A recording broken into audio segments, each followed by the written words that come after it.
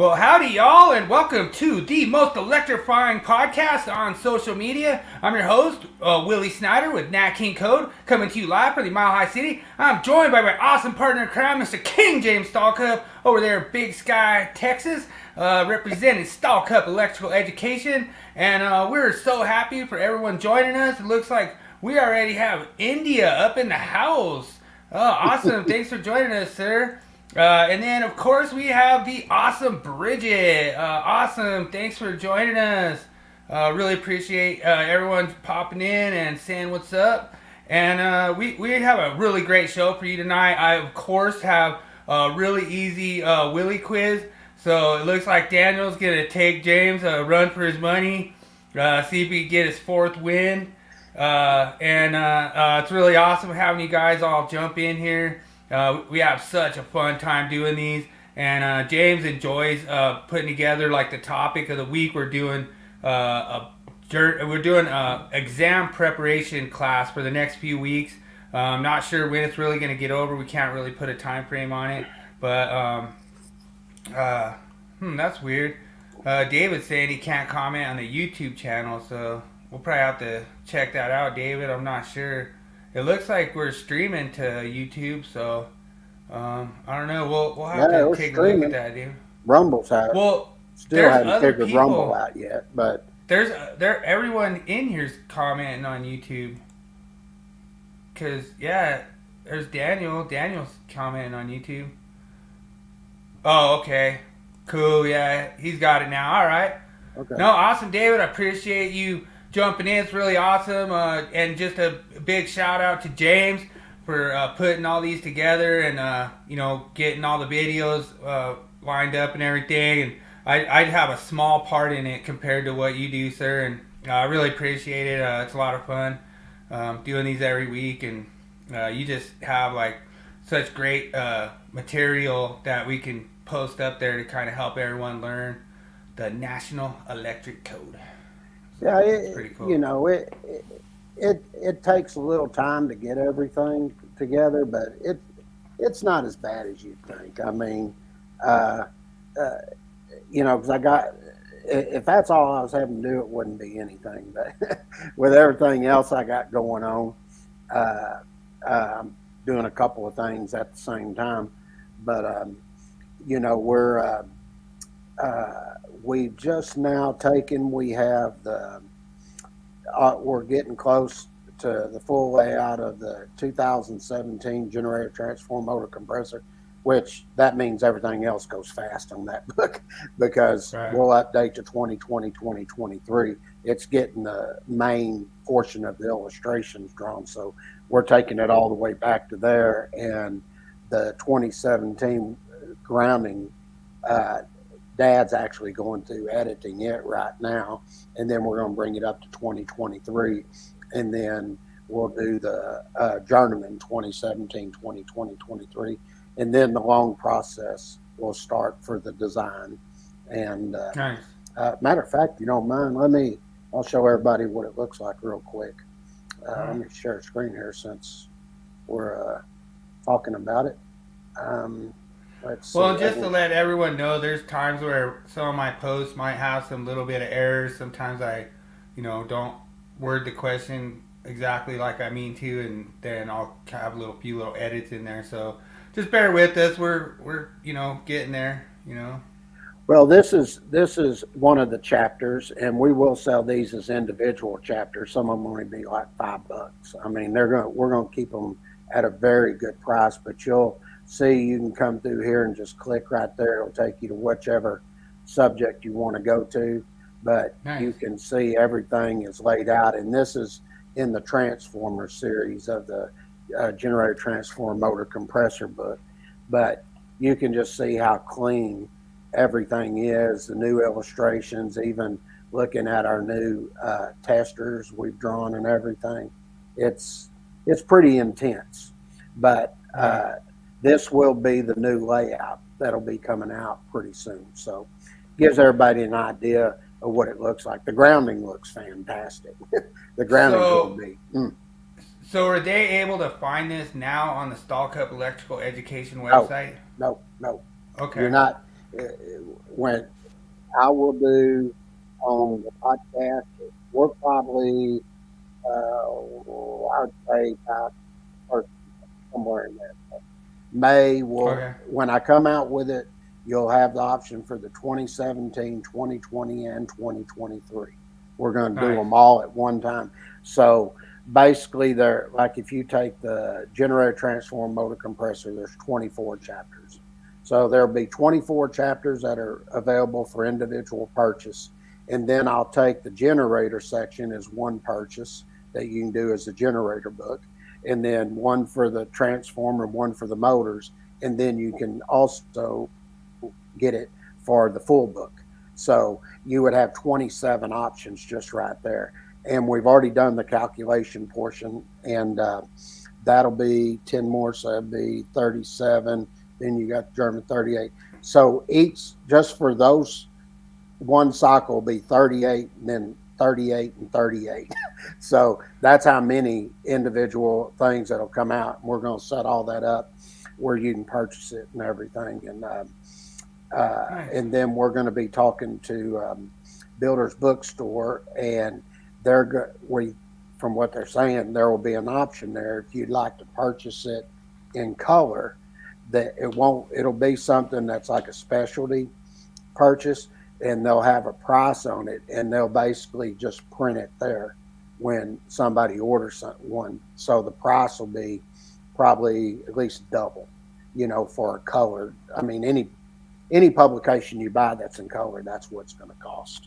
So, but it'll also be available in grayscale too. So, question for you: do you know what year your first illustrated code change book was? You mean when we did our first one? Yeah. I gotta think back, but I would say probably 1984, Okay. somewhere in there, maybe 81. Because I know that one of our guests showed I think it was an 86. It'd been an 87 or an 84.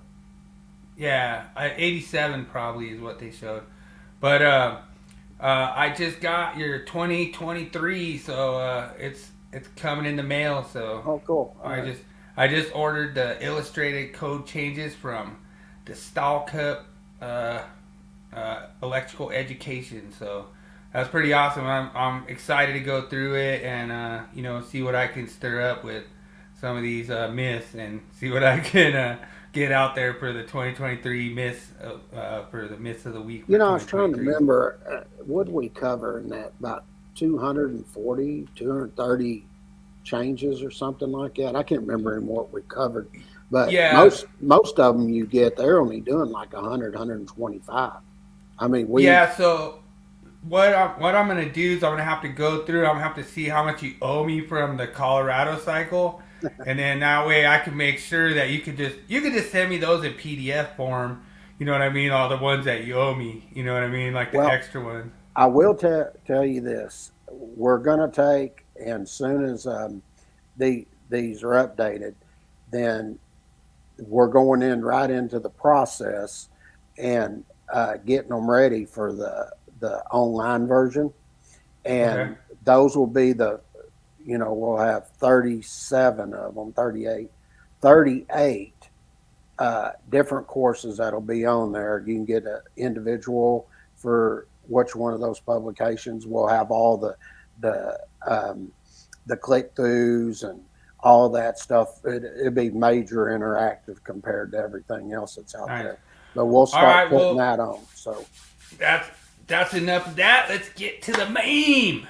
Let's see what you got this year.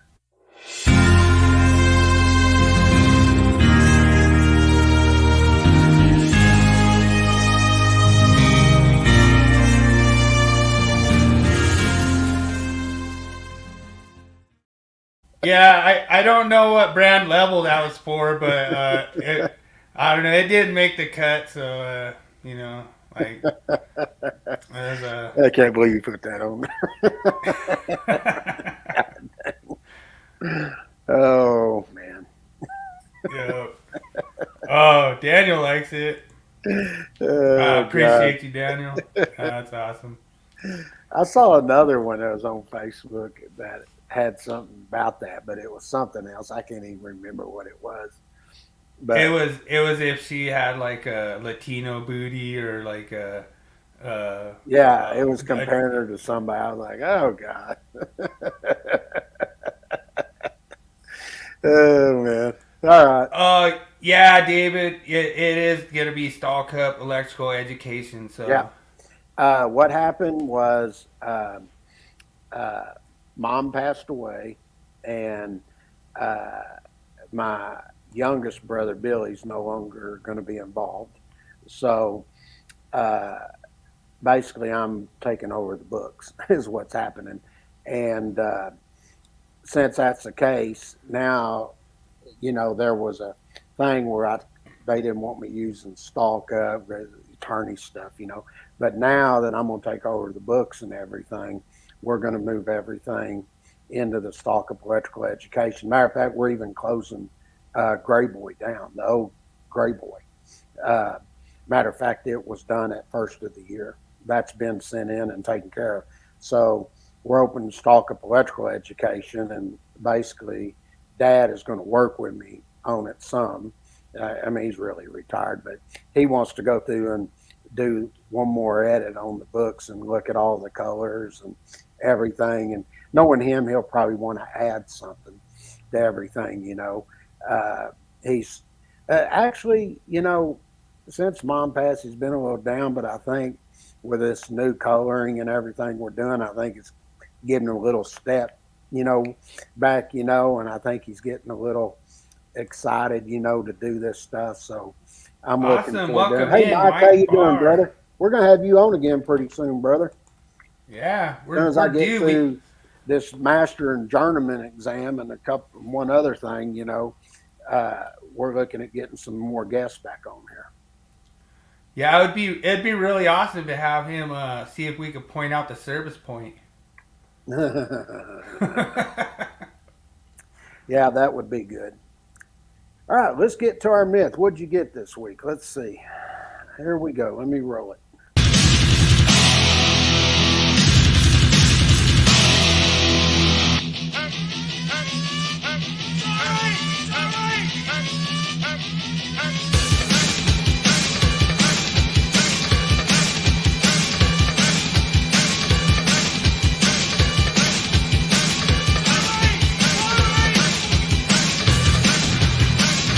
It's time for Myth of the Week.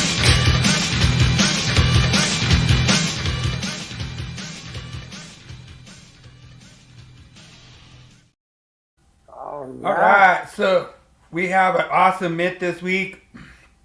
Can you use a panelboard enclosure as a raceway? And right out of the gate, David Englehart.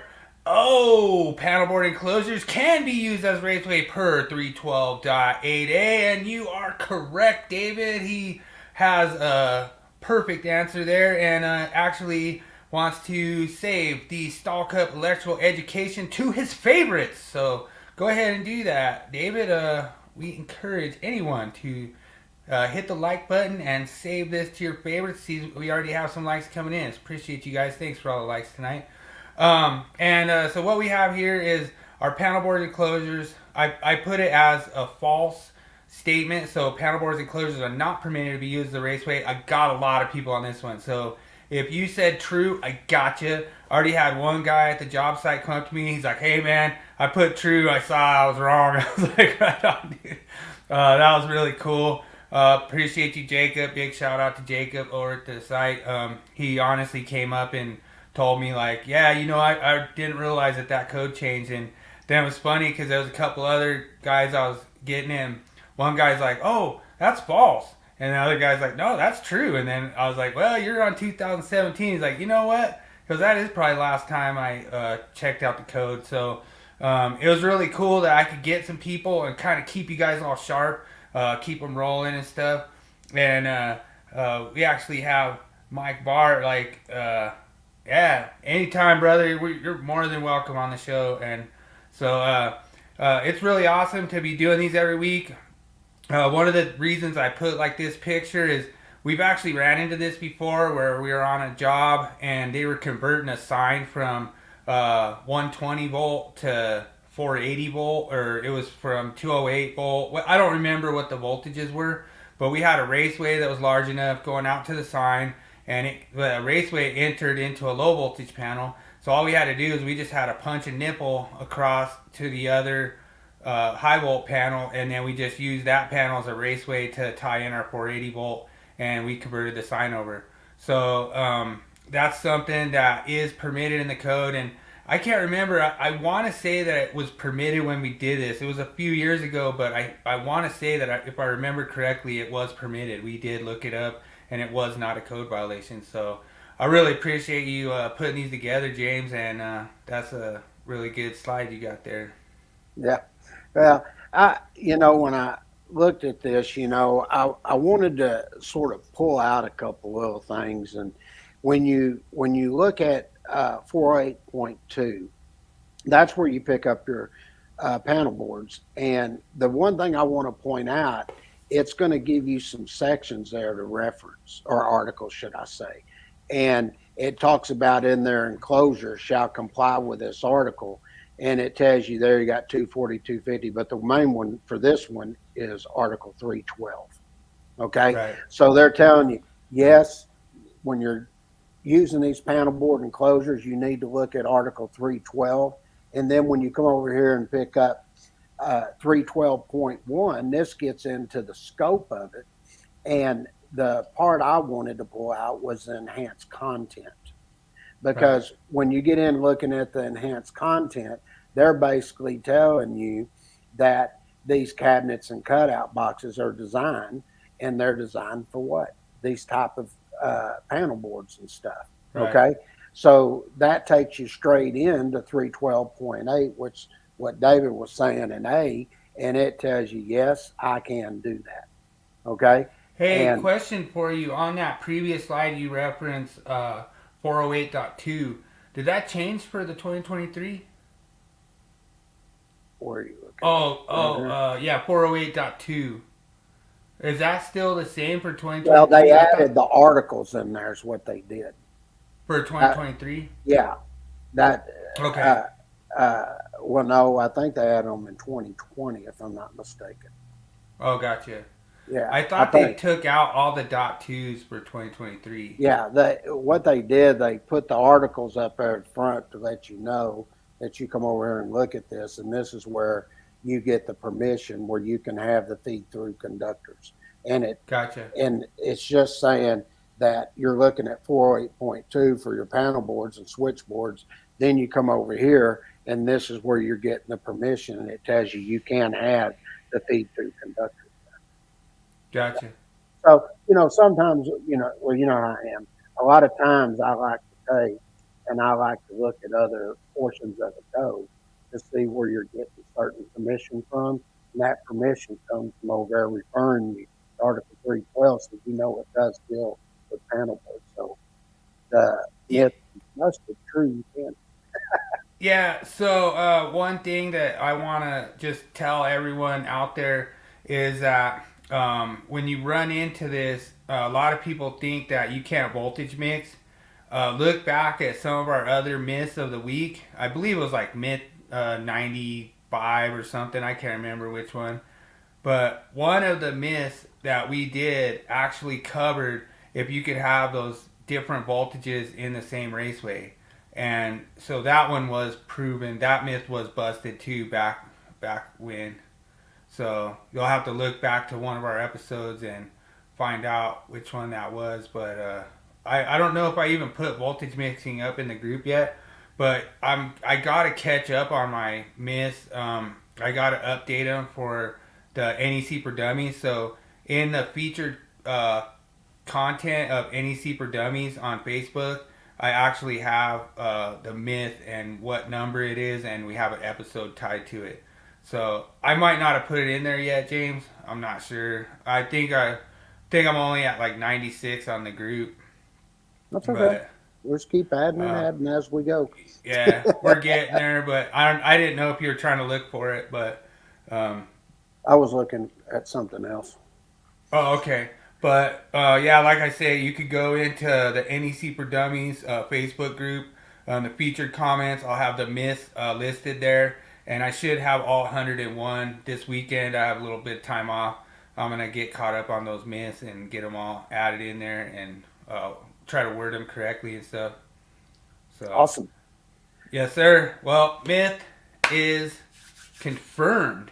You can use a panelboard enclosure as a raceway. And thanks a lot for David smashing out of the park once again and correctly answering 312.8a. And I think it's 8a through 1 through 4, 1 through 5 or something that all have to be met per that condition. So appreciate everyone, all the participation in Nat King Code. I had a great time doing it this week, and dude, I think I hit 100,000 this week.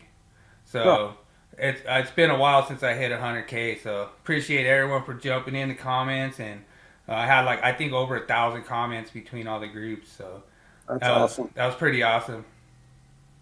All right, Yes, let's roll the topic. We got a lot to go over tonight. So we're going to go as far as we can. Okay, here we go.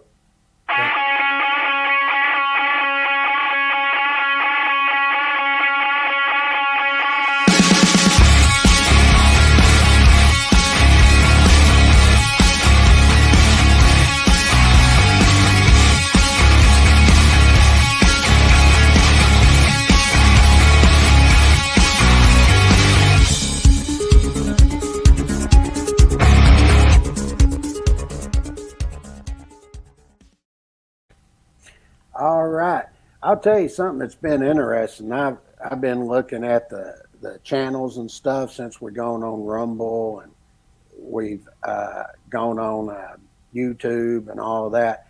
And the viewing hours since we started this little series has been incredible. I mean, you go look at it, it just has like this line board just shooting up. And, we just put it on Rumble, and I think the last week's episode, we already have like 15 views? Yeah. We ain't even really got it streaming there yet. So people are already seeing it. So we're going to have that over in Rumble if you want to go over there. That's where I'm going to be uploading all the new videos. For the publications and stuff as we do them too. So, but other than that, now last week we were still doing size and overcurrent devices, and one of the things that we were doing last week was doing the transformers. All right, now we're going to do the exercise problems here, and then after we get through this, then we're going to start on motors. Okay, and I'm going to go through and explain all this, but I've started at the start of every one of these on overcurrent protection devices. I've gave a rule of thumb, and I've said, if you take it at 125% or less, go up to the next standard size. Any percentage above that, you're going to drop down to the next standard size. The only time that doesn't apply was here at transformers. If you got a note 1 in there, it says shall be permitted. So that means I can go up or down. But if it didn't have a note 1, then we were dropping down if we were over 125%. Okay. Right. And then the other one you'll see we'll get into is phase conversion, because you got to protect the conductor, and the conductor is taken at 250%. Those are two of the places in the NEC that I'm aware of. But this rule of thumb doesn't hold true. Okay. Yeah, and feel free. Here's the link to the Stallcup education website, and it's really awesome. I've been in there, James, and I checked it out. It's really dope, man. You got it really set up in there. I think that's gonna be a really good platform for you to launch everything from. Yeah, we've got everything going in there right now, and I've also built up one of the things. We'll have a blog that I've started, and we'll have articles that'll be going in there. You can go over and see all this stuff. I haven't added any new ones. I did 3 to start off with just to get everything going. and we're already setting up for the courses online and everything. You can go over there and just like we were talking about the generator, or just say the Journeyman prep like we're doing now. You'll go over and see it. There will be a write up. We've got cool graphics and all that, and you'll see that you can't go to the learning management system or anything because we're going to tell you at the top it's coming soon. So Right. all of this is being, as everybody can see, everything is being developed left and right. I mean, we do have the publications that you can go over there and you can go purchase the hard copy. I will be setting up here eventually as these are coming out in the PDF form. You can also get them in the PDF form, and I will have another write-up underneath there where you can purchase it in that, and I'll have all the prices and everything on here. So just out of curiosity, how many states are you trying to go for continuing education? when we get going, 1, 2, 3, 4, 5, 6, 7, 8, 9, 10, 11, 12, 13, 14, 15, 16, 17, 18, 19, 20, 21, 22, 23, 24, 25, 26, 27, 28, 29, 31, 35. Nice. Yeah, it'd be 35. And just to let you guys know, just because Colorado's first doesn't mean it's his favorite. It just means he kind of owes me a little because he jipped me on a few code changes. So I gotta figure out a way to get my code changes back. So he started out by just putting Colorado first on his list. Well, what I do is I go through, and when I build everything for the code changes, I do everything. And then I set up based on which ones have the most hours. So the two of your top ones is California and Colorado. So I will get those set up, and then from there I peel off for the hours, because I'll clone that and then rename it and everything, and then I'll start backing down everything. And then if I have like state law or something, I'll add another folder to put that in. That's part of it. So it's quite a bit of work, but I'll guarantee you when all this is done, this is the type of stuff you're going to see on there. Like this particular one here, like we're doing this calculation in the when you have the online version, you'll actually be able to take, and where I'm giving you the answers here in the blank that are filled in here. Basically, when you go online, all you would do is just hover over that, click it, and then you fill in the value and work the problem. And then over here in the illustration where any of these sections are, all you have to do is hover above it, click it, and the sections will pull up, and then you'll have that you can do, and then there will be a video, just like I'm doing here, explaining it, and the field's populated as I'm explaining it. And then you can also click through the sections and everything. So it gives you one that you get to work it on your own, then you get the other with a video, me explaining it to you and giving you a lot of tips and everything as you're preparing for your test. Yeah, and the one thing that I like about this is not only that you have all the code loops in there, but just the fact that it kind of makes you more confident because you're able to kind of put those formulas together. And I know that there's a lot of people out there, because I hear it all the time, that say that they want to go take the test, but they're scared of the calculations. And the thing I like about how you do this here is it makes you get these people like not scared of the calculations on the exam, because if you can go through this with this fast like you do, just plug it in these numbers and get the correct answer, you're gonna pass that exam every time. Oh yeah, and one other thing I'm going to do is I'm going to set up to where I'll probably have like this online, and I'm probably going to charge probably like $49.95 a month. So if you studied for 6 months, it only cost you $300. Or if you can do it in 3 months, it costs you $150. I'll guarantee Most of the other programs out there, they're charging you anywhere from 500 to 1,000 to do it.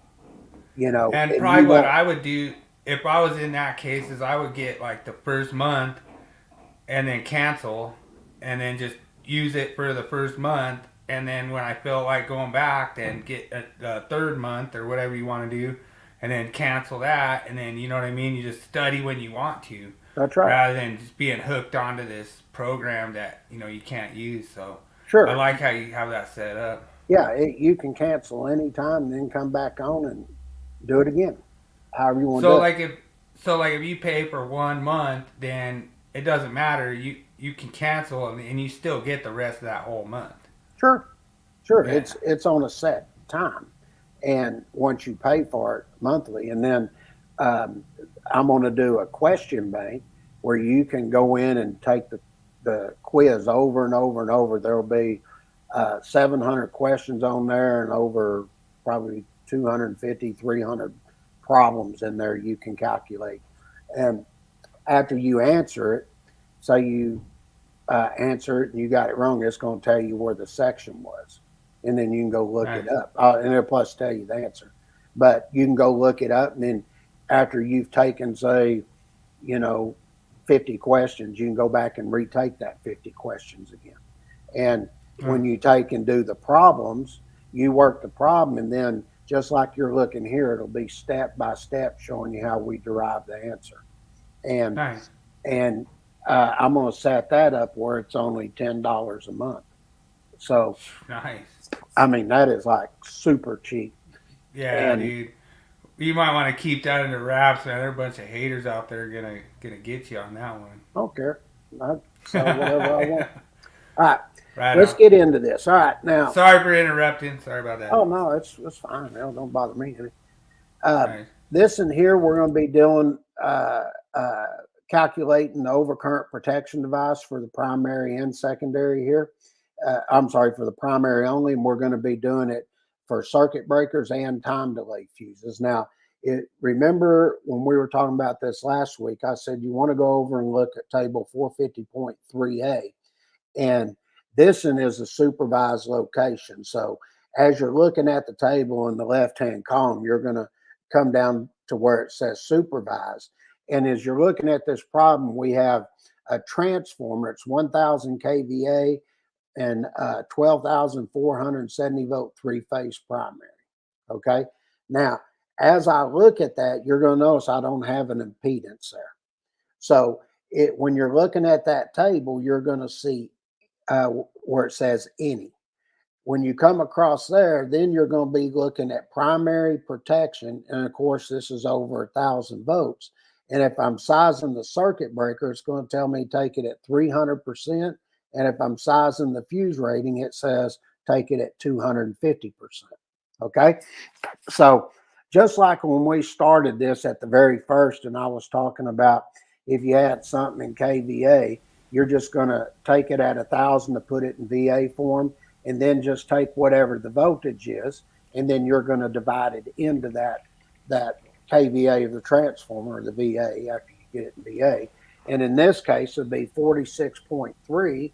And if I'm sizing the circuit breaker, we just discussed, you're going to take that at 300%. Now, one of the things I want to point out is when you look at that, you're going to see a superscript right there beside it that has a number 1 there. Okay. Right. That number 1 is going to come down, and they're basically telling you it shall be permitted. So here I could go down or go up. But in this case, we're just, most testing are going to have you go up to the next standard size here. So Right. if I take 46.3 amps at 300%, that's going to give me 138.9 amps. And then if I go look at table 240.6a, that's going to give you 150 amps. Now, one of the things that'll be interesting on the online portion of this, on the left-hand side, when this is laid out, I will have a code loop over there for you to follow. And I would tell you right away here, go to table 450.3a, then I would do 240.6a and table 240.6a. And then I would drop to the next one and say, all right, now let's look at table 450.3a again. And right here, you're doing the time delayed fuses, and it said to take it at 250%. That'll give me 115.75 amps. So I go down to table 240.6A, and the next size above that's 125 amps. Now, that's not hard. All you had to do is just look at this table. See, I'm in a supervised location. I didn't have any impedance. Come across, look at my percentages, and go from there. Nice. That should be easy for everybody to follow. Now, one thing I want to point out is I'm going to do multiple calculations here on transformers for different types. But one thing you're going to notice is I do not change the format of my calculation. Okay. Hey, just a quick question. What was the calculation that you did where you take the windings of the transformer? What was that? Where you took like the ratio of the transformer? Oh, you talking about for a tap? Yeah. Oh, that's what it was.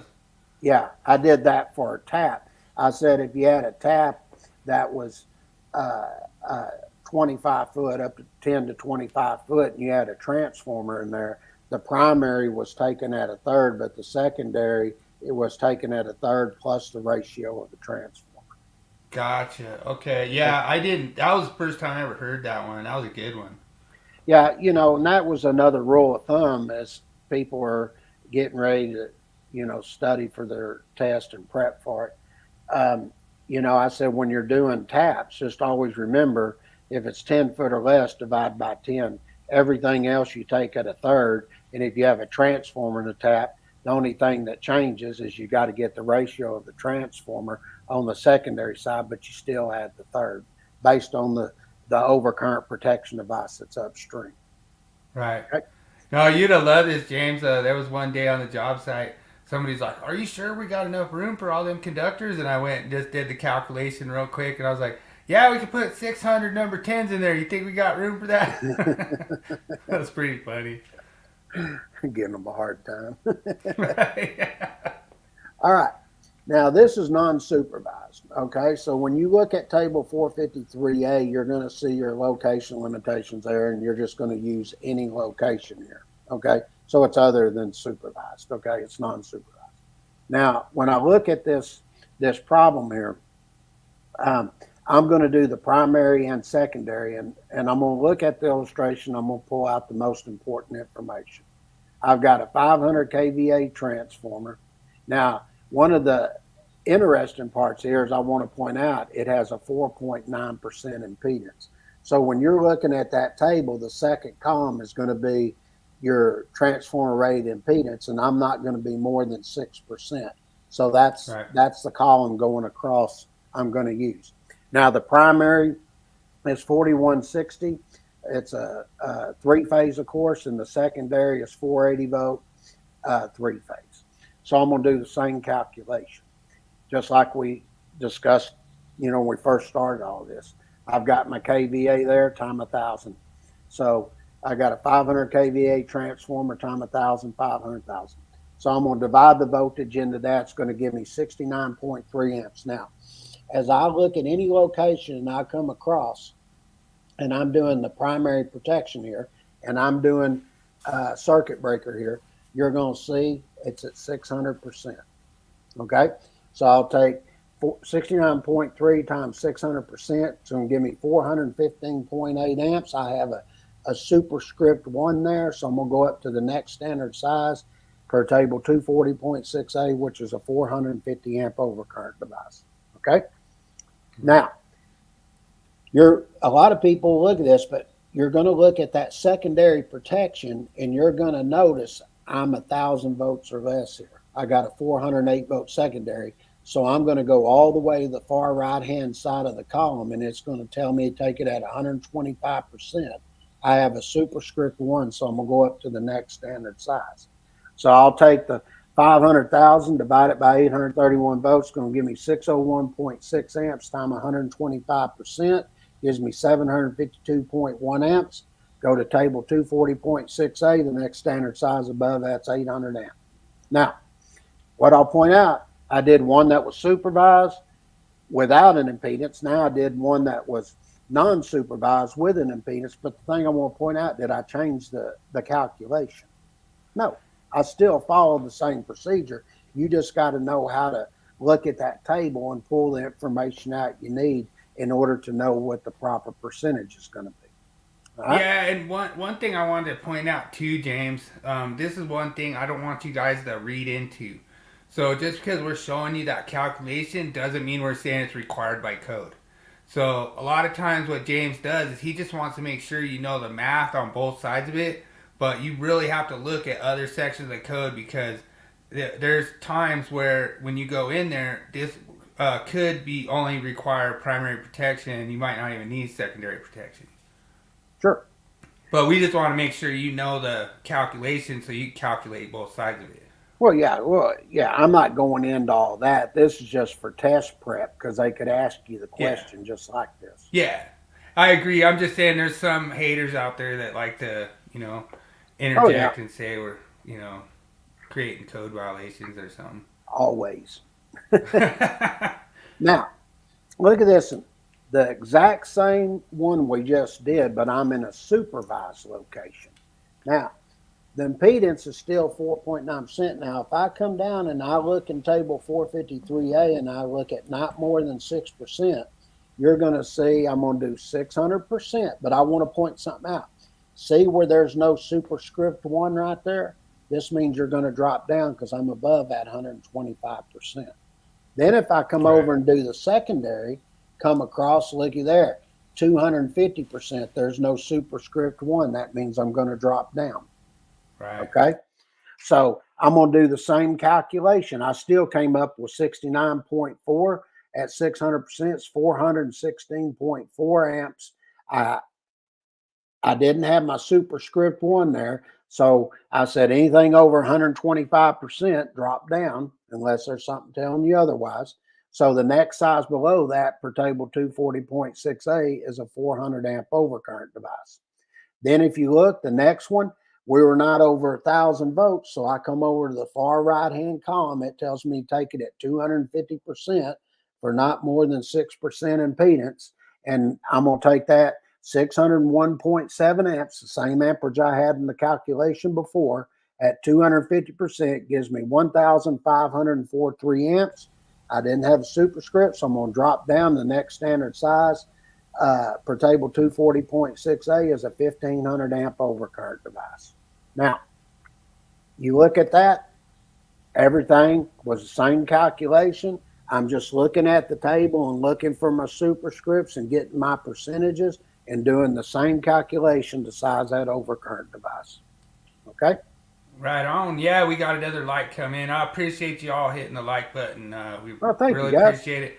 Don't forget to subscribe, and we'll keep bringing awesome content every week. We try to. Now, this you guys just always have to stay tuned to see how good James guesses on the Willie Quiz. I do pretty decent. Yeah? Your second answer is 100%. Always on the second, baby.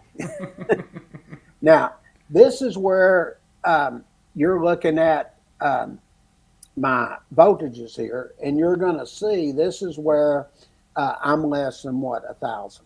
Okay, so now you're going to flip over and you're going to be looking at table 450.3b. You'll just go to the next page. You'll be on the top left-hand side of that page. Now, what is the information that's important here? Well, I got a 50 kVA transformer. I got a 408 volt primary, and I'm doing primary only here. Okay, so I got 50,000 divided by 831 volts gives me 60.1 amps. Now, I'm going to look at the table on 450.3b, and if I'm doing primary only protection and I pick up the column there where it's under primary protection and pick up a current of 9 amps or more, it tells me take it at 125%. And look there, there's that little superscript 1 right above it. So that means we're going to do what? Go up to the next standard size. So I'll take 60.1 times 125% gives me 75.1 amps. Go to table 240.6a, the next size above that's an 80 amp overcurrent device. Okay? Right. Now, the interesting thing, whether I was looking at doing the higher voltages or I'm doing the lower voltages, I'm still just looking at the table and picking out what is it they want me to size here. And then I'm looking for that superscript 1 in table 450.3 A and B. All right. Right. Now, this in here is a 3 kVA. Okay. This is where the primary is 2 amps or more, but less than 9 amps. Now, if you look there in the table, you're going to see current less than 9 amperes. Okay. It's going to tell you take it 167%, but I'm going to point out here, there's no superscript 1 right there. See that? Right. Okay. So that means I'm going to drop down. So I've got a 3 kVA transformer times 1,000 is 3,000 VA. I'm going to divide that by 480 volts is going to give me 6.25 amps. Then I'll multiply that by 167%, gives me 10.4. I can't exceed that calculated load, so I have to drop down. I go look at table 240.6A. The next size below that's 10 amps. Okay. Right. Now, the next one is where I'm going to be dealing with a current that's less than 2 amperes here. Okay. Now you're going to see, looking in the illustration, I have a 0.8 kVA transformer, and I've got a 408 volt single phase here. So I'm going to take that 0.8 times 1,000 is 800. I'm going to divide it by 480 volts is going to give me 1.6 amps. And then you're going to look in that table, come across for primary protection only. It's going to say 300%, but there's no superscript 1 above that. Right. So that's going to give me 1.6 times 300%, 4.8 amps. And I look at table 240.6A, and it's going to tell me that the next size below that's a 3 amp overcurrent device. Now, also, I can go over and look at 430.72C4, and it'll actually allow me to even go up to 500%. Okay? Right. So just take the 1.6 times 500%, it's 8 amps. Look over at table 240.6A. The next size below that is a 6 amp. Okay? And that's for the primary only. Now, this one is where I'm going to do the primary and secondary. Okay, so I got a 50 kVA transformer. It's 3-phase. I got 480 volts on the primary, 208 volts on the secondary. Now, when I look at this table and I pick up primary and secondary protection only, you're going to see I'm at a current of 9 amps or more, so I'm taking that 125%. And then when I look at the secondary, it says 125%, but isn't this interesting right here? Because the 125% has a superscript 1, but the one for the 250% doesn't. So wow. I'm over that 100. That means I'm going to drop down on the 250%. So I'll just take the 50 kVA times 1,000 is 50,000, divided by the primary voltage, which is 480 volt 3-phase, is 831 volts. Gives you 60.1 amps, and then I'm going to take that at 250%, gives me 150.2. I drop down to the next standard size for table 246A, which is a 150 amp overcurrent device. Then I do the secondary, same calculation. The only difference is I'm going to divide it by 360. That's going to give me 360 for the 208 volt 3-phase. That'll give me 138.8 amps. Take it at 125%. Gives me 173.5, 125% or less. I said you go up. The next size above that for table 240.6A is 175 amp overcurrent device. Okay? Yep. And if you look, nice. I did the same calculation all the way through that. All I was doing was following what the table was telling me, and I was looking for that superscript 1. If I had a superscript 1, you went up. If it's 125%, or less, you automatically knew you were going up. If I looked at any percentage in table 453A or B that was above that 125% that didn't have the superscript 1, what did I do? I dropped down. Right. Okay.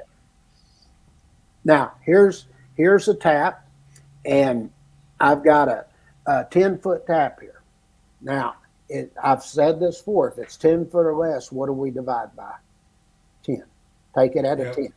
Okay, so my upstream overcurrent device is 1,000 amps. I take the 1,000 amps, divide it by 10, gives me 100. And then if I go look at table 310.16 in the 75 degree C column, the number 3 is good for 100 amps. So the overcurrent device and conductor matches up. So therefore, you would need a 100 amp overcurrent protection device with number 3 conductors. Okay? Nice.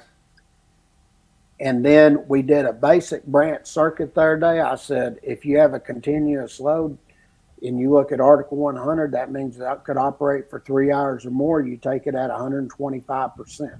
Okay? So I'd take 15 amps times 125%, gives me 18.75 amps. Then you just use it like if it's a small conductor, and you could look over at 240.4D, but the next size for that would be a 20 amp with a number 12 wire. Okay?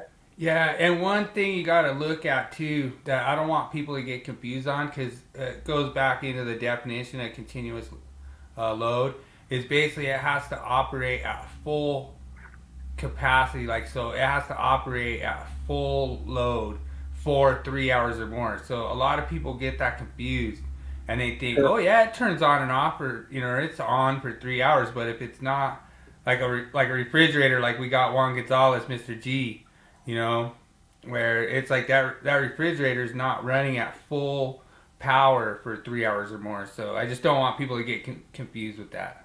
Sure. Now, one of the things I want to point out here is when you go over and look, we're going to start on motors here. Now, if you go over and look at 240.4G, the table, right at the top of that table, it's going to have a heading there. It says specific conductor applications. Basically, you're going to they're talking about this being specific because you're going to get into stuff that has higher percentages here. Okay? Right. A lot of stuff that's in here. So if I'm looking at motor control circuit conductors, it's going to say, look at Article 430, and then it's going to tell you to look at all these parts. Okay, so that means there's a lot of things we need to look at as we start to do these motors.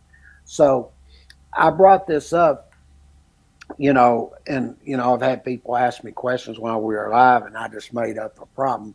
But I'll just make one up different from this here, and I think we even have it maybe in one of the other slides we do. But let's say that I have a motor, and let's say I'm going to size an inverse time circuit breaker, all right? And we'll say it's a 50 horsepower, 460 volt, 3-phase Design B squirrel cage motor.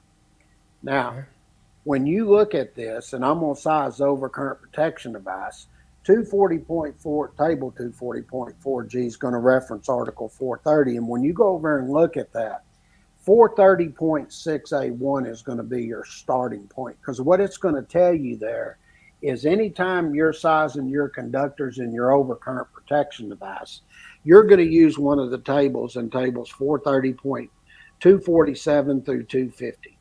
Okay?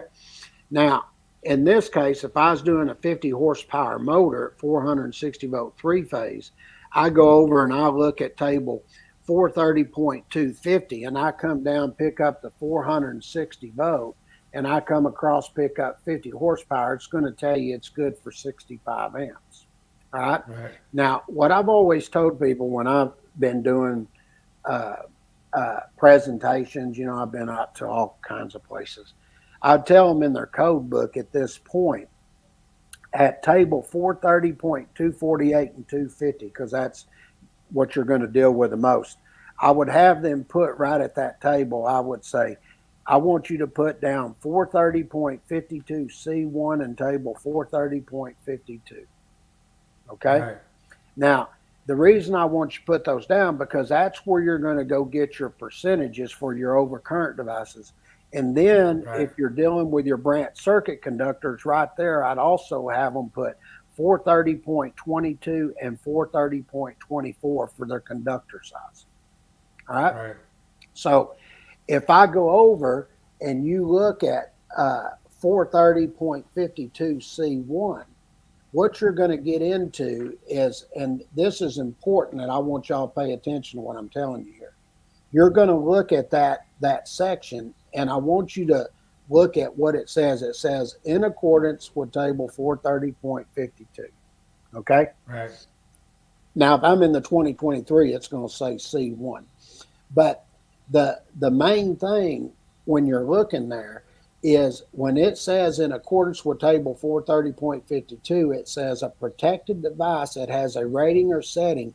Now listen to this, not exceeding the value calculated. So if you can't exceed it, that means you have to do what? Drop down. Okay. Right. Now, when we're doing this in our publications, we consider this a starting point as a minimum. You can go, if it'll allow to even go smaller, you can go smaller, but this is a starting point. So we got a minimum started there, because after you get that point right there, then you can go to the next size, and then you can go to the maximum size. Now, as you look at the table there, at the top of it, it's going to say maximum rating or setting. Now, let me explain this.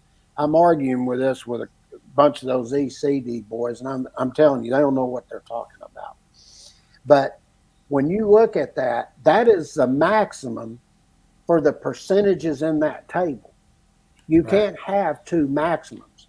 And the reason I'm telling you this is because if you look at 430.52 C1, there's an exception 1 and an exception 2. I can actually go up to a maximum size.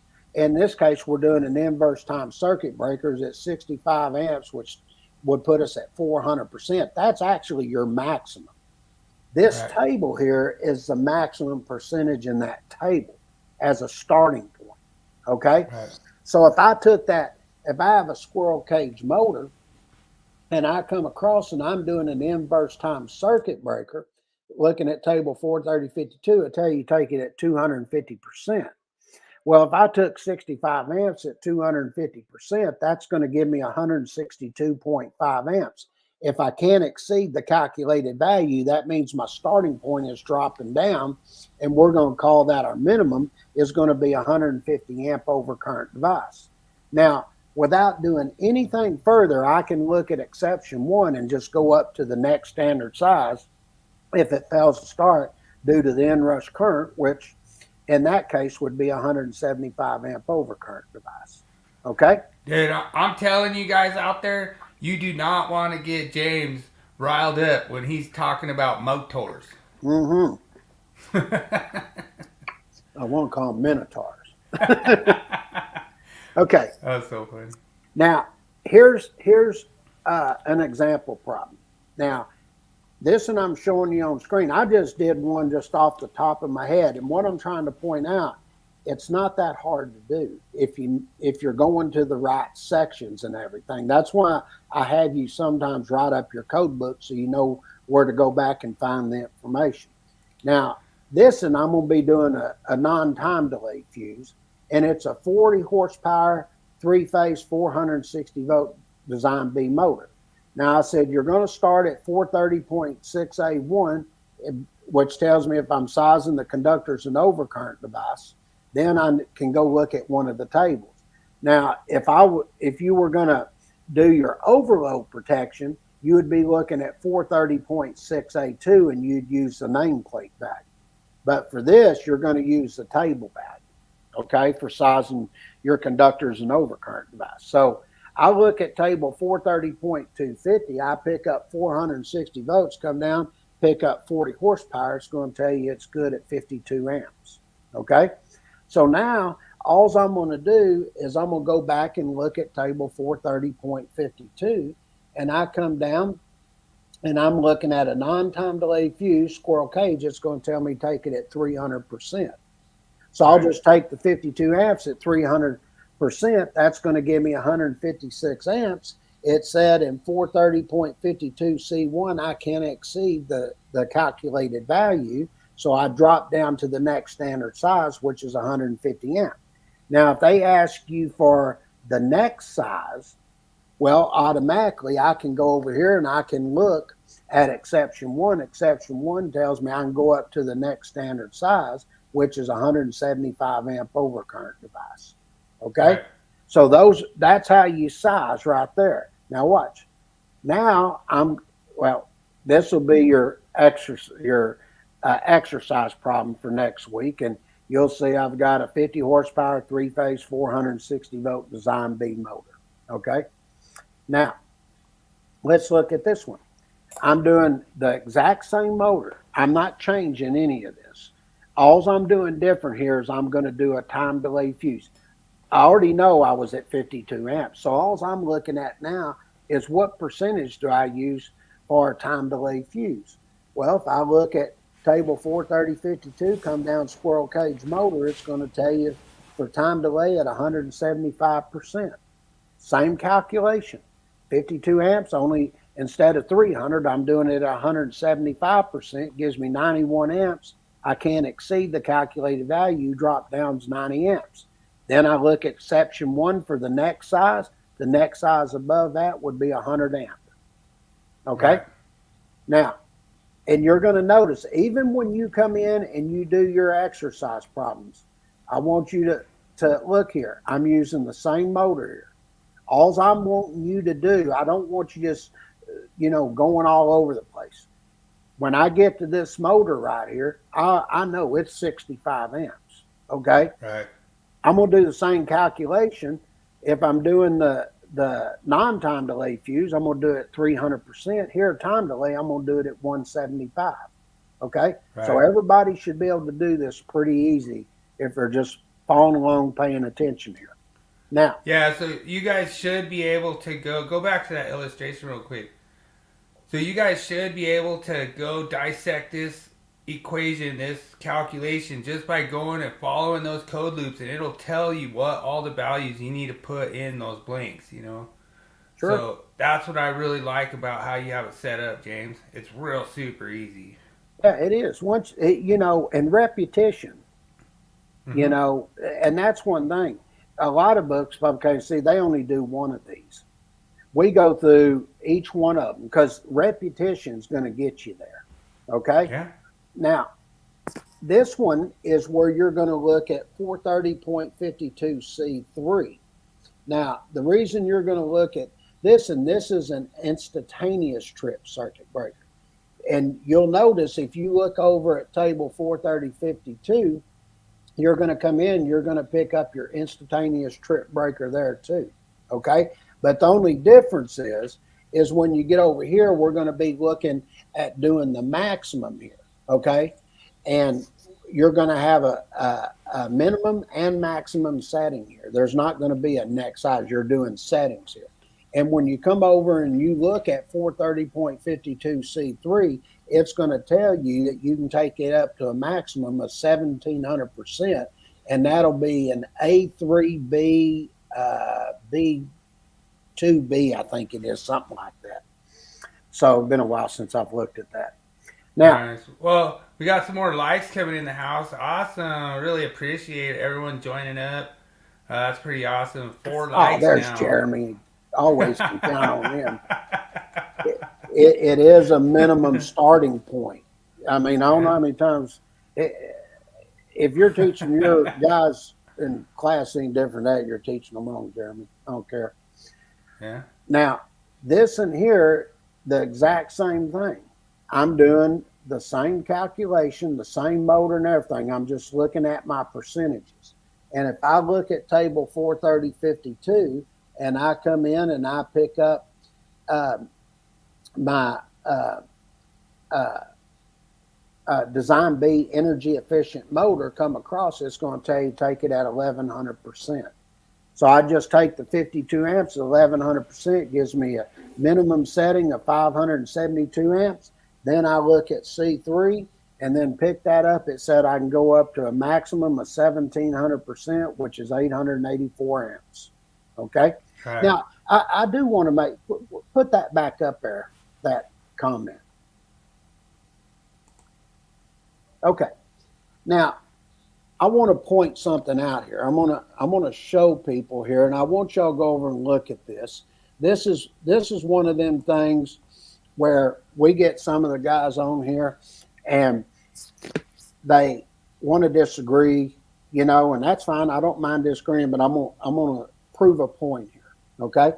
Now, how many have taken and looked at an AC unit, looked at the nameplate, and it has the hacker breaker rating on there, and it says minimum and maximum. You ever seen that? Me. Yeah. Well, the reason that's the minimum. That's how it's established out in the field, and it's based on 440.22a, and it'll say it cannot exceed, once again, that calculated value at 175%, and then if you go to the very maximum, then it allow you to go up to 225%. Well, in the 2023 code, this is interesting. Now, I would ask this: how do you think the manufacturers determine the minimum and maximum size for that overcurrent device? Well, when they design their equipment and everything, it's designed based into consideration what the code is. Okay? And I can go through many, many examples showing you where the National Electrical Code is used, and how the manufacturer would have to take that into consideration, plus their own UL standards or any other standards that might affect that piece of equipment to get that listing and labeling for that piece of equipment. Now, in the 2023, this is interesting. Now, they based it and they put minimum on their nameplate. Okay. Now, I'm not saying every AC unit has minimum maximum, but they do. There are ones that do have minimum and maximum. Now, when you go and look at the 2023 version, it's very interesting because guess what they've changed it to look like? It looks like I'm looking at 430.52. Okay. Right. C1. And now they have an exception 1, and it basically says the same thing. If it fails to start due to inrush current, guess what I can do? Automatically go up to the next size. And then they moved the 225% from the full code text. Now it's down in exception 2 and allows you to go up to 225%, which would be your maximum. So, you know what 225% is? I'm not sure It's what tens you're on asking. a 50. Tens on a 50. Oh, okay. You can have tens on a 50, everyone out there. Okay.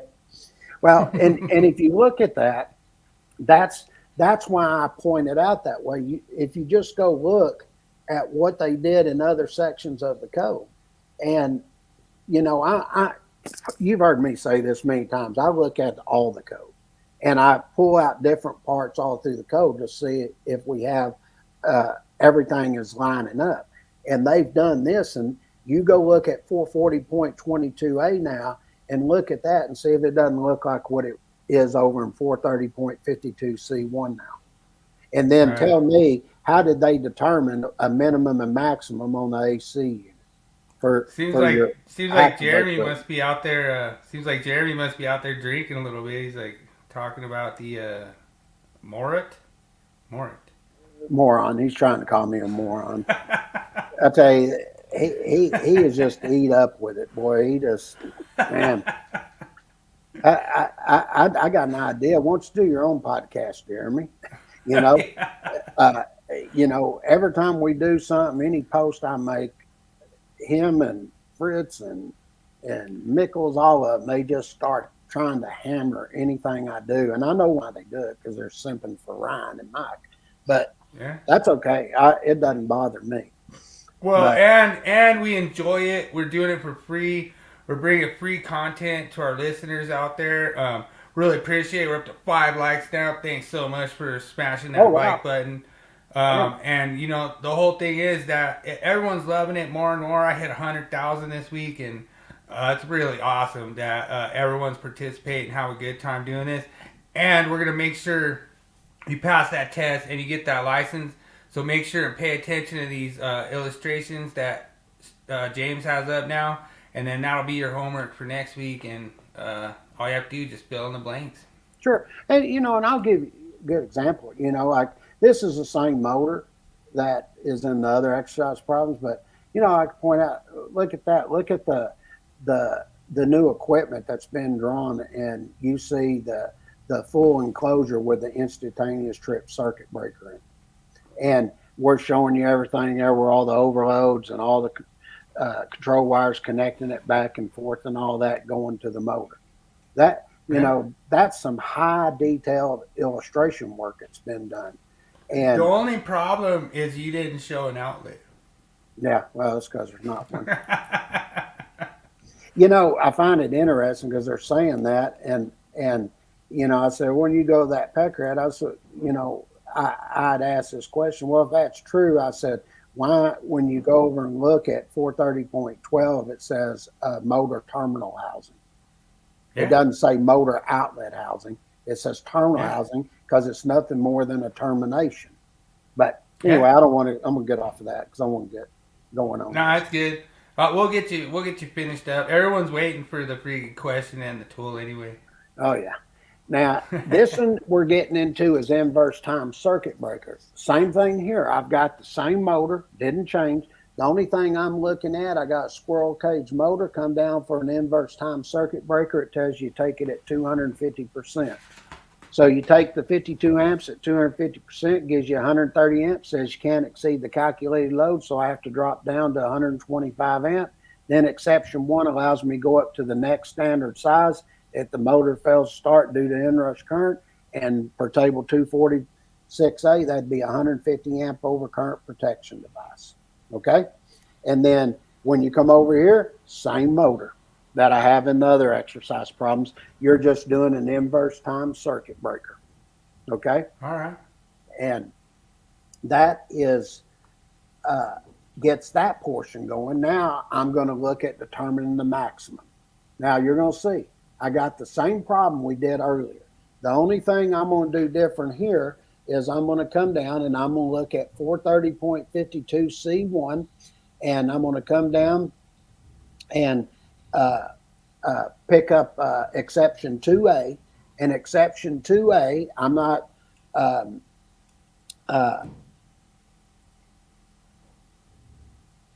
was just sitting there. Okay, I was looking at something. Okay, so I'm looking at exception 2A. It tells me I can go to 400%.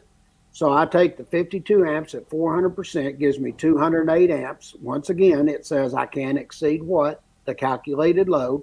So the next size below that for 246A is going to be a 200 amp overcurrent device. Right. Pretty simple. All right? Yeah. Then if you look here, same motor that we did earlier for the non-time delay fuse. The only thing I'm doing here, I can tell you it's 65 amps, so I'm going to take it at what? 400%. Okay? Right. Then if I come here, look at the next one. Here's a time delay fuse. I'm going to come down and I'm going to pick up exception 2B. And when I pick up exception 2B, it says I can take it up to what? 225%. So I take the 52 amps at 225%, it's 117 amps. Says once again, I can't exceed the calculated load. So therefore, I'm going to drop down to the next standard size for table 246A, which is going to be 110 amps. Pretty simple. And then look here, same motor, same voltage, everything. You're going to get that amperage and take it at what?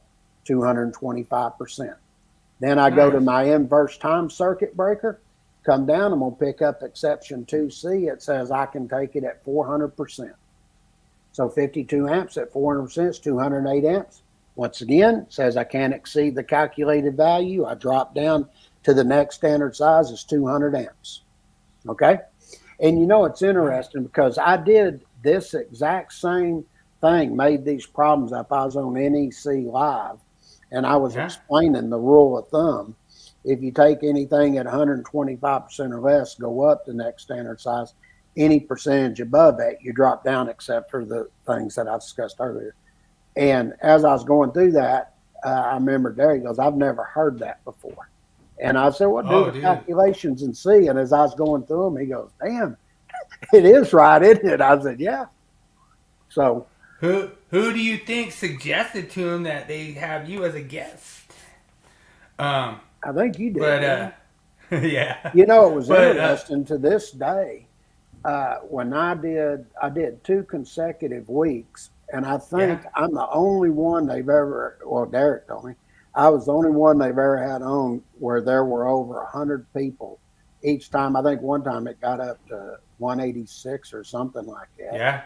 And he said they just couldn't believe that many people showed up. But yet if you listen to the guys over at ECD, nobody cares what you or I have to say, but yet there's 180, and they've never even had over 100 before. I Oh think the yeah, most there has like 70 or something.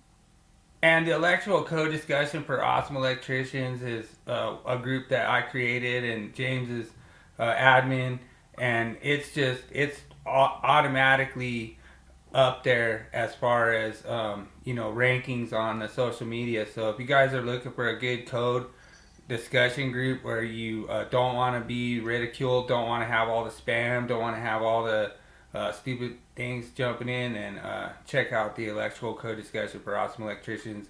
I've been handling all the spam people, like they're getting shut down, so Yeah, we're getting there. I've been sort of trying to keep up. We got another one that is electrical codes and standards discussion because we do 70E. Oh yeah, that's your group. Yeah, that's your group. That's doing good too. I just started it, and it's almost at 1,000 people. I mean, I just started it.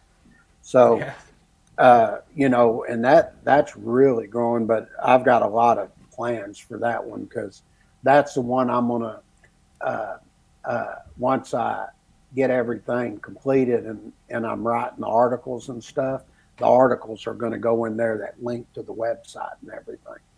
So nice. Now, This one is where I have multiple motors. I've got a 10, 15, 20, and 25 horsepower, three-phase, 460-volt Design B motors. Now, just like we did when we were doing the conductors, you're going to take the largest motor at, in this case, since we're doing an inverse time circuit breaker, you're going to look at table 430.52, and it's going to tell you to take it at 250%. Now, I will tell you until, I guess it was, was it 2017, I think they made this change that we did this. But we used to round down on the overcurrent device, then add them all together, then round down. Well, they come back and they said, no, they had in their substantiation, they wanted to take and round up first, add them all together, and then drop down. Okay? So that is one little difference that we had in ours that they clarified. So if I go look at table 430.250, and I pick up my 460 volt and come down, a 10 horsepower is good for 14 amps, a 15 horsepower is good for 21 amps, 20 horsepower is good for 27 amps, and a 25 horsepower is good for 34 amps. So go look at table 430.52, pick up your inverse time circuit breaker. It says take it at 250%. And I take that 34 amps, 250%, it's 85 amps. I'm going to round up to 90 amps, add the rest of the motors together, gives you 152 amps. And then you'll see here, then I drop down. Okay, so that is one of the little differences there. We didn't round down here at the first. We rounded up, then added, and then we rounded down. Okay, so that's the way they want you to do that now. And then this here, you've got your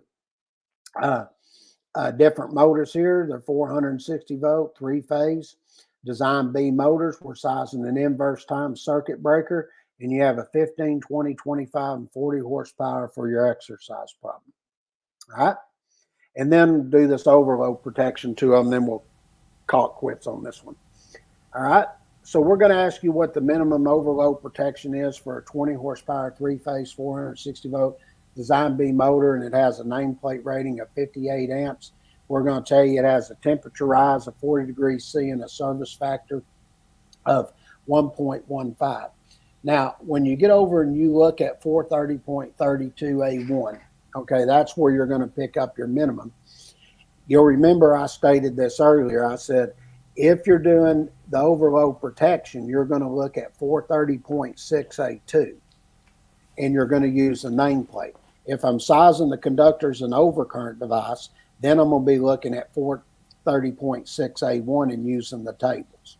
Okay, so the nameplate value here is 58 amps. Now, as you look at 430.6A1 for your separate overload device here, it's going to tell you motors with a marked service factor 1.15 or greater is 125%. Then motors with a marked temperature rise of 40 degrees C or less, we're at 40 degrees C or less, 125%. I have to meet both of those. If I didn't, then I would do it at 115%. Okay? Right. And you want to look at 430.32A1, and you'll see they'll be listed out right below the text with 3 of them there with the percentages there.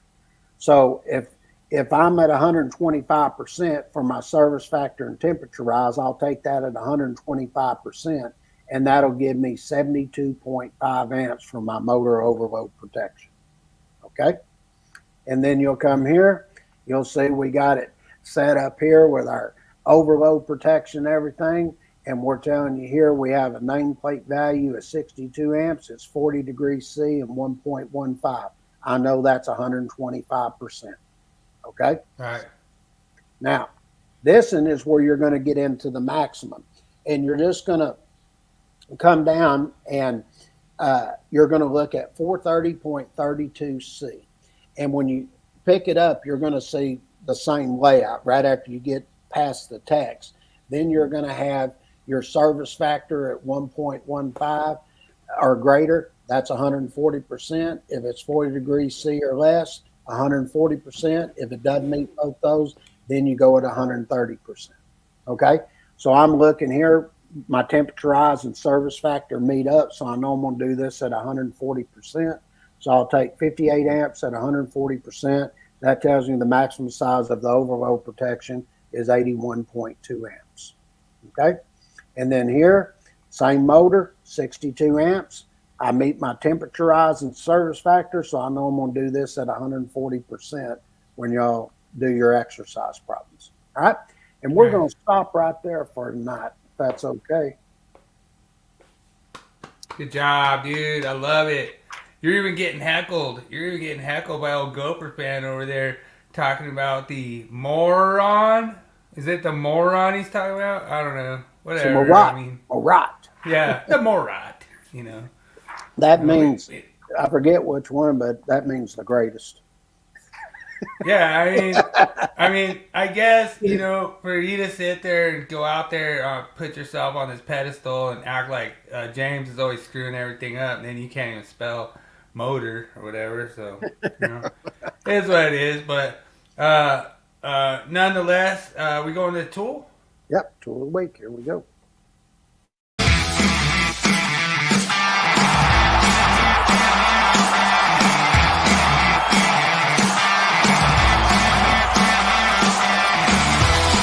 It's time for Tool Review of the Week.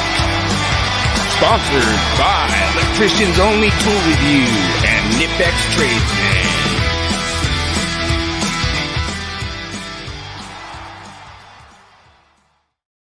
So I really appreciate everyone checking out the tools every week.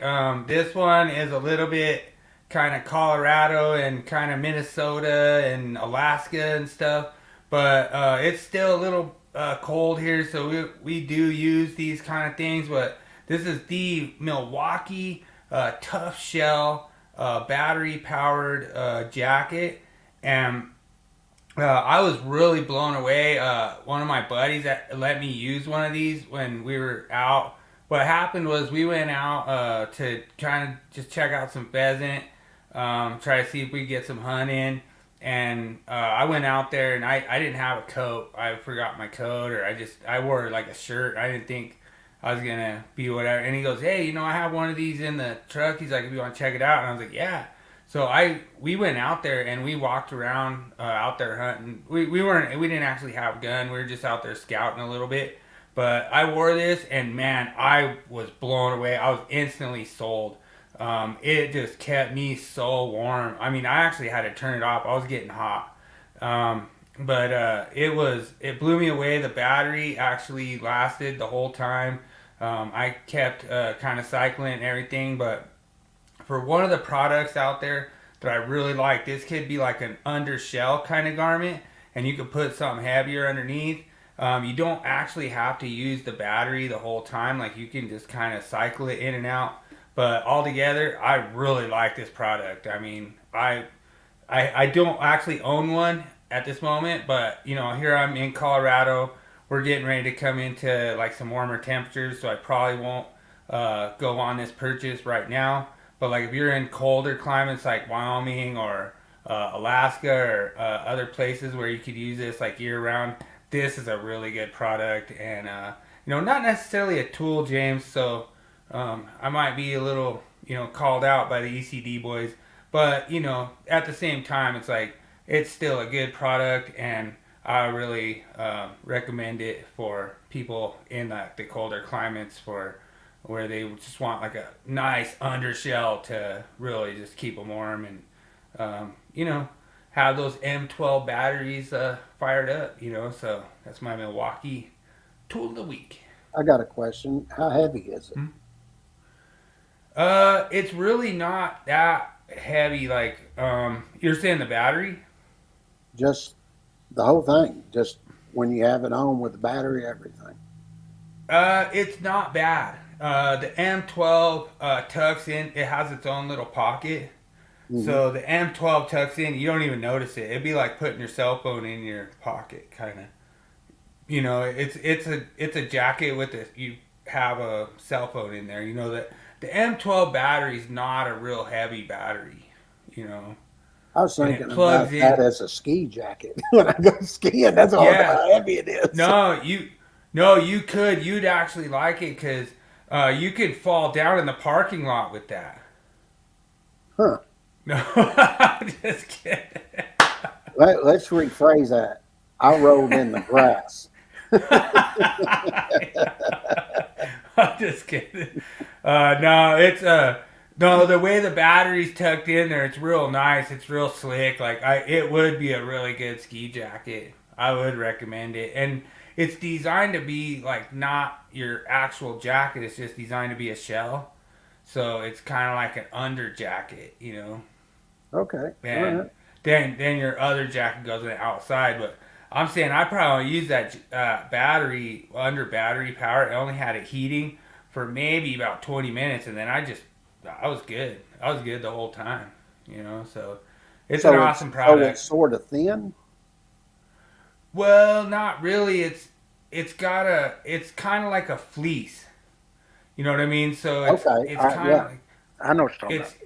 It's kind of like a hoodie, but it's like a heated hoodie. Okay. All right. So I really liked it. I was sold when he let me use that. I was like, dude, I'm gonna do this on tour review. I was like, I like this a lot. And the whole thing was, it was like the battery, like we even used the battery for other stuff, We even used the battery for different things while I had the coat on, I took the battery out, he was using it for other stuff, and I was still warm, Okay. Yeah, it was cool. I didn't have another jacket to put over it, but that's it. It's intended to be like a shell. It's intended to be like a fleece shell layer, and then you put another coat over it. Okay. Yeah. Okay. I got it. It worked good. All right. Okay. Let's see what your question of the week is. Oh, I got a lot of people on this one. Let's see. Receptacle 6 inches about 4 and oh, you're in a repair shop. Okay. Oh, you're getting in unvented. Yeah, that's the class 1 div one. I think, if I'm not mistaken, that isn't it 1 square foot change per hour or something like that, and then it becomes a class 1 div 2. So we're gonna have to do some research on this one. This is out of a book that could have been from 2020. There's a possibility that it could have changed, but the answer in the book was class 1 div 2 because it's specifically for the unvented boat repair shop, because that's the kicker right there. Where I gotcha. But I could be wrong. I'm just saying, I'm going off what the book says. This is like a test exam book, and the book says that it's because it's a unvented boat repair shop that it's a class 1 div 2. So they basically say that the reason that they do that is because it's normal operating conditions. So I'm gonna have to look into this. I'm gonna provisionally give you a correct answer. I'm just saying that the book said that you're wrong. I'm gonna look real quick. Pull up NFPA link and Yeah, I'm gonna star that comment. You did that in 2020, right? Yeah. Okay. So, Facebook user said can find it. So I believe it was in 511. That's 511. That's where your commercial garage is. Were you looking in the table 511.3C? It should have been in a specific reference for the unvented boat repair shop. And there was a lot of answers between C and D, and I should have looked it up. I was real busy. Like, I've been real busy, so I didn't have a chance to check it out. But I think the correct answer is D, just because of the basically it's saying boat repair. But I could be wrong, especially under 2020. I think that was actually not really an exception, but it just said the location was Class 1 Division 2. I looked it up. When I looked it up in the answer, I didn't go look it up in the code. I should have, because it could have been Class 1 Div 2 in 2017, and then maybe 2020 it changed possibly. Well, I'm looking at my repair garage major. I'm looking to see if I see anything where it talks about boat. I don't. Yeah, I mean, I'll go ahead and give you and all the other people a correct answer regardless. But I need to do some research on that because I didn't really. Usually I research all the questions and make sure that they're in the current code. I should have looked at it under 2023 because I know that there was a change in 2017 on that one. Yeah, I was looking at. What I was looking for was to see if there's something where it says boat. I think you are right that would be. Like, I think everyone with a C answer would be correct that the unvented doesn't matter if it's boat repair shop or anything. I thought I looked it up and I thought there was not necessarily exception, just a full code text that mentioned unvented boat repair shop. Yeah, I'm looking. I don't see it anywhere. All right. Well, let's see. Well, no, that would be if I had dispensing functions. That wouldn't apply. I'm wondering. Because I thought that they would say that was not major repairs because it's a boat repair shop. I'm going to have to do some more research on it. I'll give you the win. I'll give you the answer. I'll give you the credit on. I'll give you the 200. That's interesting. Because I was just looking, I couldn't find it. So, and it should be right there in 511 somewhere. We will honor C and D as correct answers, and James will get 0.5. He'll get 0.5. Just because he has to get at least one wrong. Once a year, he has to get one wrong. So we'll give you half a point, this time. Shit. All right. Now it's your favorite time. Willie Quiz. Here we go. Let's cue it up. Good luck, Daniel.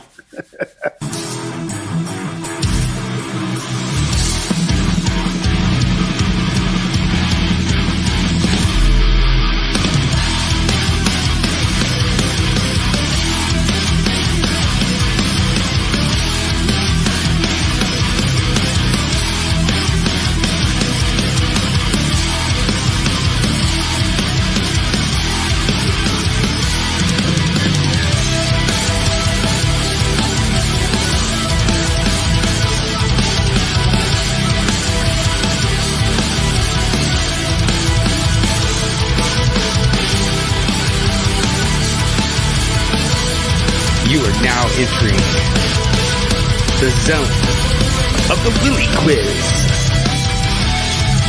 Enter at your own risk.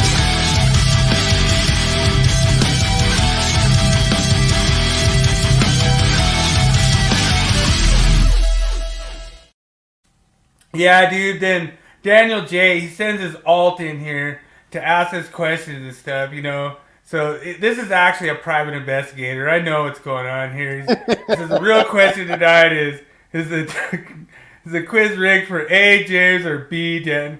Dude, we all get you, Dan. We know that that's your alt. That's not the real Daniel, so whatever. Everyone knows. All right, well, good luck, everyone, on the Willie Quiz. A lot of fun. All right. What is the capital of Australia? Is it A, Sydney? Is it B, Brisbane? Is it C, Canberra? Is it D, Melbourne? Is it E, Perth? Good luck, everyone.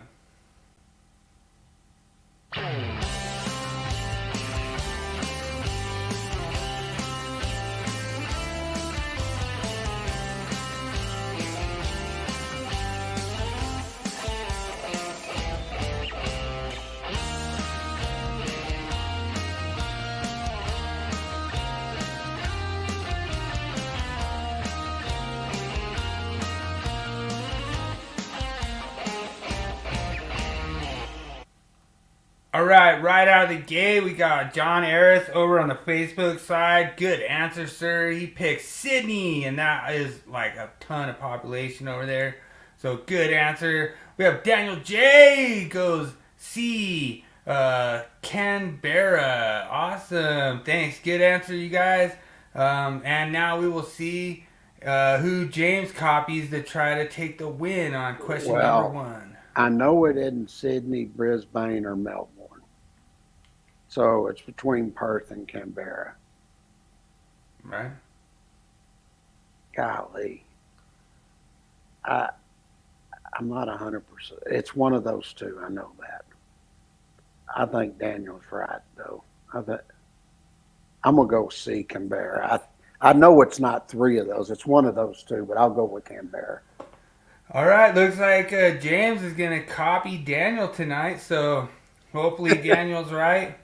And the correct answer tonight is, drum roll, C, Canberra. So, awesome. We have 2 correct answers so far on question number 1. And, appreciate you jumping in, John. I didn't even say thanks for being in the house tonight, John. Yeah. He's over on the Facebook side, so good answer on A. All right, which South American country has the capital city of Kyoto? Is it A, Peru? Is it B, Chile? Is it C, Bolivia? Is it D, Ecuador? Or is it E, Uruguay? Good luck, everyone.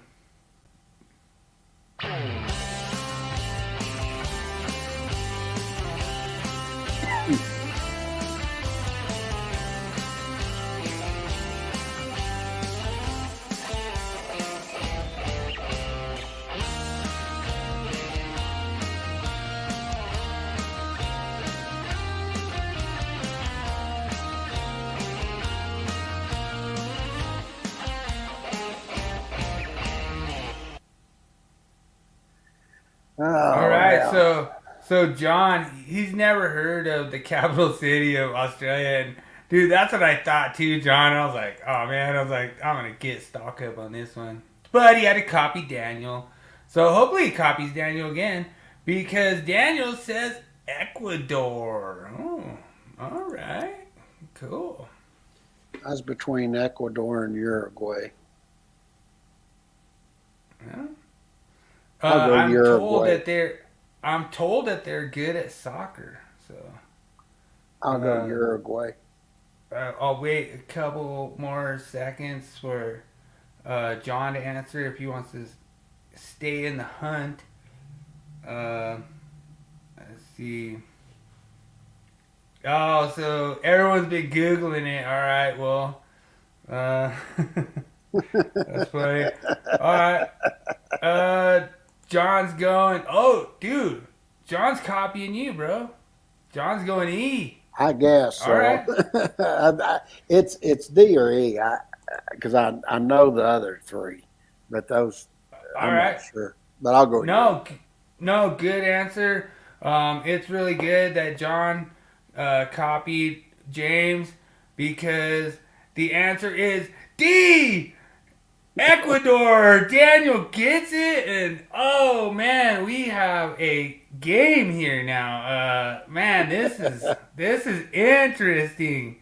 James should have just copied Daniel. James should just copy Daniel on every answer. Well, at least Dude, I'm telling you what. At least we know who had the answers. Dude, I'm telling you, Daniel. It's looking rigged. It's looking like your alt is up.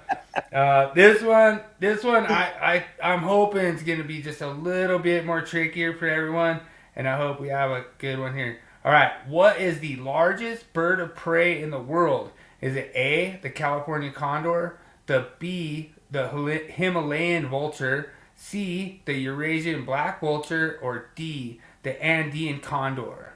Good luck, everyone.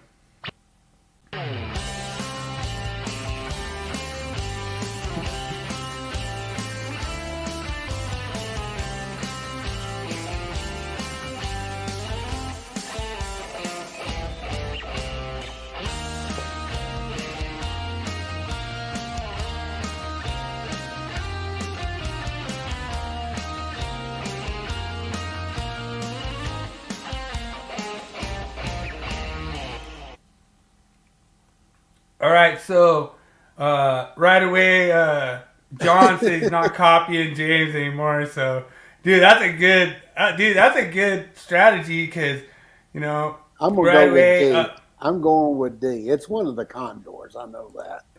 So, John has an excellent answer with A, the California condor. Oh, awesome answer. Looks like James and Daniel chose this strategy to copy each other now. So, let's see how that pays off for him because John has a really good answer with the California condor. I asked my wife this. I always test out the Willie Quiz on my wife, you know, and she said it was a California condor. So let's see if Heidi is right or the James and Daniel copy crew are right. And the answer is, drumroll, D, the Andean condor. And it has like the largest wingspan over all of those put together. And wow, awesome for playing. Looks like Daniel takes the win tonight. So pretty awesome. And yeah, I guess John, they were saying that they make this weird sound like with their beak or something. Weird, like I was doing a little research on it and stuff, and I guess they make this like really loud sound with their beak or something like that, you know. And I don't know, they're talking about. I did a little research on it. It's like really large wingspan. I can't remember. I think it was like close to like 10-foot wingspan. So it was pretty crazy. That's a big bird, you know. So.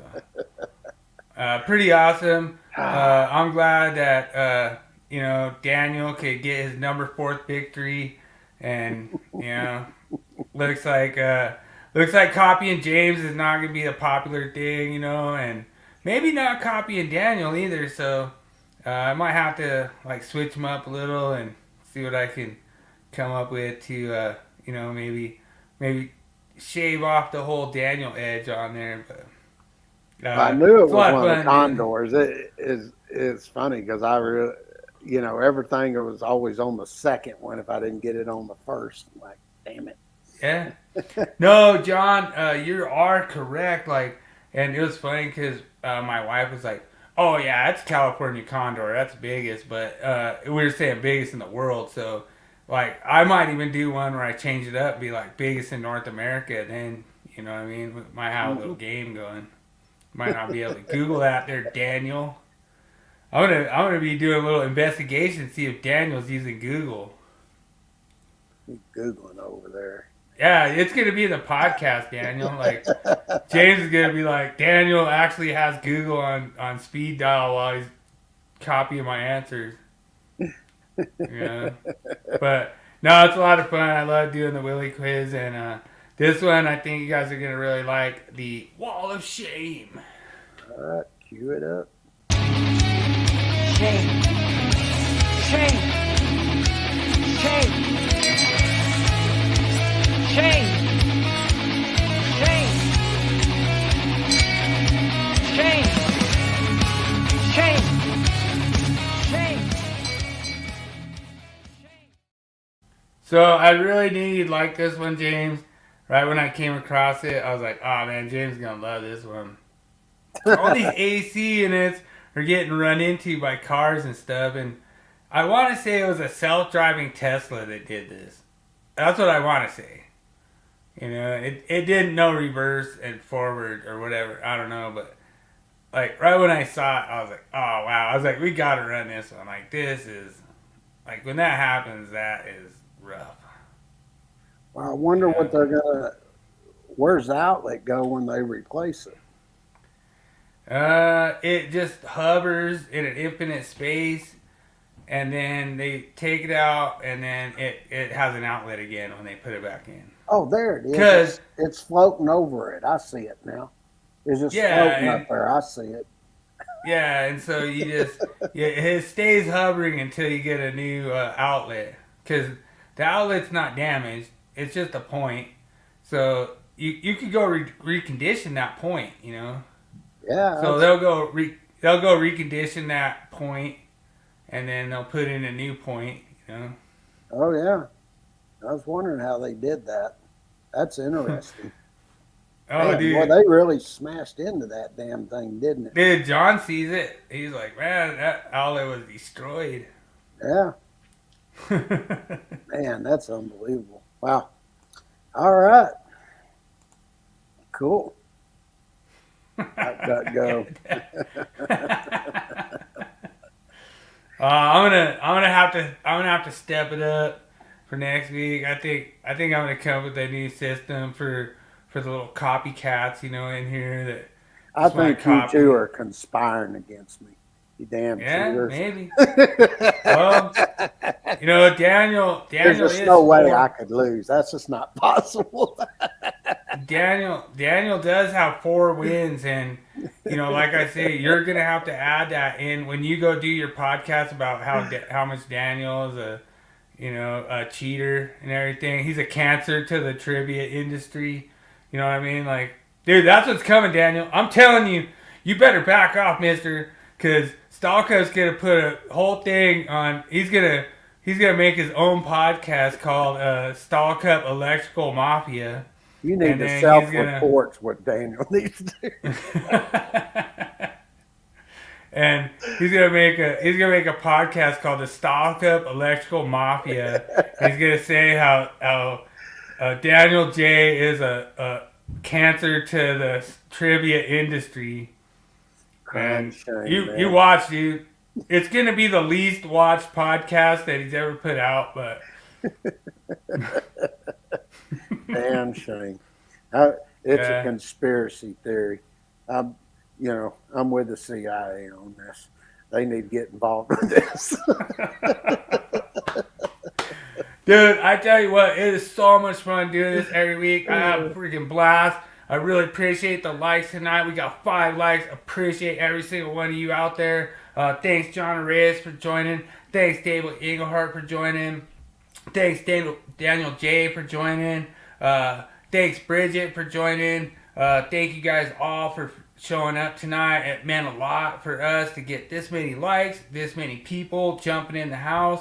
Really appreciate it. David Englehart, such good conversation we had tonight. Such great discussion. We always love people that bring the heat every night. And we even had India, so we are like worldwide. We even had India in here, you know. So that's really awesome to have. Who was it? It was Abhishek Raj. Appreciate you joining. That's awesome so much. Thanks for everyone. Oh, we even had Mike Barr. I forgot about Mike Barr. Yeah, Mike Barr. We're going to have Mike Barr as a guest coming up soon for the utility side. And that means a lot. I really appreciate it, you know. And Yeah, dude, that's awesome too. Appreciate you, John. Man, you rock, brother. Love all your conversations in the groups and everything. Always see your stuff pop up in Nat King Code, and really appreciate all the contributions all you guys make, and means a lot, dude. Means a lot for us to do this podcast, and James always likes them to go 2 hours. But I don't think it's gonna happen tonight. I think we're gonna roll out. I think James is gonna go get Pop something to eat and everything, and I think you guys are gonna have a good time. So It's taco appreciate night. everyone joining. It's taco night. I'm having tacos. So that'd be Taco good. Thursday. Well, I didn't go Tuesday because I had to go to my niece. She's a coach at the high school soccer level, and they were playing district championship, and Nice. went watch it. They got whooped up on pretty good, but most of our team is freshman and sophomore. Next year and senior, they're going to be tough. They'll probably win it both years, next year and the next. But LD Bell was just a little too tough for them. Well, it was really awesome. The Avalanche crushed the Wings last night, and Cale Makar got his first NHL career hat trick. That was really awesome to see him do it. And we had a good time watching the game last night. So go Avs, go 100%. And remember, make every day an easy day. I'm out. Amen. Everybody remember to do your homework. Don't forget. And make sure you go over to Rumble and subscribe over on Rumble. We're trying to get that fixed. I'm going to work on it this week and see if I can get that sucker popping up. I don't know what I did. I thought I did it right. But we're going to try to get that up and running. And then but at the least, I will have this video posted up there. So, and there's more going to be coming on. So other than that, hell, let's get the hell out of Dodge. I'm hungry. All right, everybody. Have a good weekend. We'll see y'all next Thursday.